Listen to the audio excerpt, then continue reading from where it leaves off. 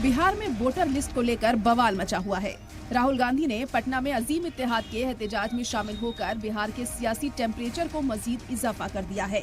दरअसल बिहार में voter list की स्क्रीनिंग को लेकर अपोजिशन पार्टियां मुखालिफत कर रही हैं। यहाँ राहुल गांधी ने इलेक्शन कमीशन पर बड़ा इल्जाम लगाया कि जैसे महाराष्ट्र का चुनाव चोरी हो गया था, वैसे ही बिहार के चुनाव को चोरी करने की कोशिश की जा रही है। महाराष्ट्र का चुनाव चोरी किया गया था, वैसे ही बिहार का चुनाव चोरी करने की कोशिश की जा रही है। पटना में राहुल गांधी और तेजस्वी यादव एक रथ पर सवार होकर इलेक्शन कमीशन के दफ्तर के लिए निकले। इस दौरान बड़ी तादाद में अपोजिशन पार्टियों के कारकुनान मौजूद रहे।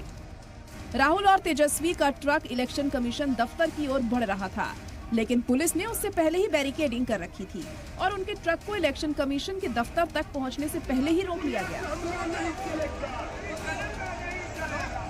इससे पहले राहुल गांधी ने इलेक्शन कमीशन और बीजेपी पर जोरदार हमला बोला। मैं हिंदुस्तान की जनता को और बिहार की जनता को कह रहा हूं कि महाराष्ट्र का चुनाव चोरी किया गया था और जैसे महाराष्ट्र का चुनाव चोरी किया गया था, वैसे ही बिहार का चुनाव चोरी करने की कोशिश की जा रही है। दरअसल बिहार में इलेक्शन कमीशन चुनावों से पहले वोटर आईडी कार्ड अपडेशन कर रहा है, लेकिन अपोजिशन पार्टियां और लीडरान इल्जाम लगा रहे हैं कि वोटर्स से वोट का हक छीनने की साजिश हो रही है। वहीं बीजेपी की ओर से दावा किया जा रहा है कि घुसपैठियों को हर हाल में वोटर लिस्ट से बाहर किया जाएगा। इलेक्शन कमीशन ने अपनी विश्वसनीयता जो है वो खो दिया है और लगातार जो है गरीबों का वोटर लिस्ट से नाम काटने की बड़े पैमाने पर तैयारी चल रही है। पिकनिक मनाने आए थे, बिहार की समस्या से उनको कोई लेना देना नहीं, बिहार के विकास के लिए कोई योगदान नहीं। ये लोग पिकनिक मनाने वाले नेता लोग हैं। कोई व्यक्ति किसी संस्था में अगर बैठा हुआ है तो वो संस्था से बड़ा नहीं है।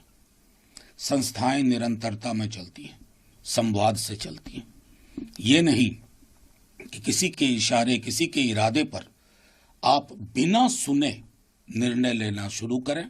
एक दबाव की राजनीति हो रही है क्या? या तो आप कोर्ट में विश्वास करिए या सड़क पर विश्वास करिए।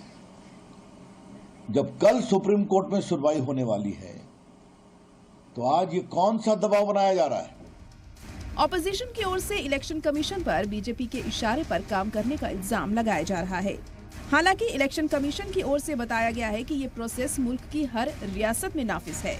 दरअसल इलेक्शन कमीशन की ओर से ID card, birth certificate, caste certificate और पासपोर्ट समेत 11 दस्तावेज दिखाने को कहा गया है, लेकिन ऑपोजिशन सवाल उठा रहा है कि इन दस्तावेजों में वोटर आईडी कार्ड के लिए आधार कार्ड वैलिड क्यों नहीं है, राशन कार्ड जैसा दस्तावेज जो सभी के पास होता है वो क्यों नहीं माना जा रहा है, मनरेगा जॉब कार्ड को दस्तावेजों में शामिल क्यों नहीं किया गया है और वोटर आईडी कार्ड जिससे वोटर्स अब तक वोट देते आए हैं वो वैलिड क्यों नहीं है।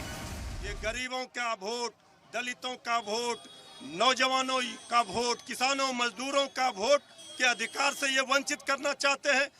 भाजपा आयोग, चुनाव आयोग ना बने, चुनाव आयोग निष्पक्षता से चुनाव कराए। जनता इनके साथ नहीं, सिर्फ कांग्रेस और राजद के कार्यकर्ता ये सब हरकत कर रहे हैं।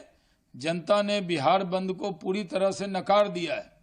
ये फोटो शूट के लिए जरूर राहुल गांधी और तेजस्वी यादव चौराहे पे चले जाएंगे, लेकिन आम लोग इनके बिहार बंद को नकार चुके हैं।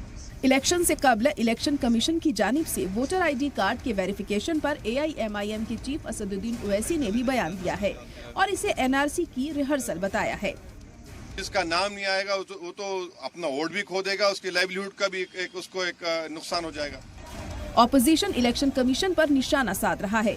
चुनाव चोरी तक के इल्जाम लगाए जा रहे हैं। वहीं हुकूमत की ओर से दावा किया जा रहा है कि बिहार में ऑपोजिशन की जमीन खिसक रही है, वो फिर से हार की कगार पर खड़े हैं। लिहाजा ऑपोजिशन के पास इलेक्शन कमीशन के हर फैसले पर नाराजगी जाहिर करने और लोगों को गुमराह करने के अलावा कोई ऑप्शन नहीं बचा है।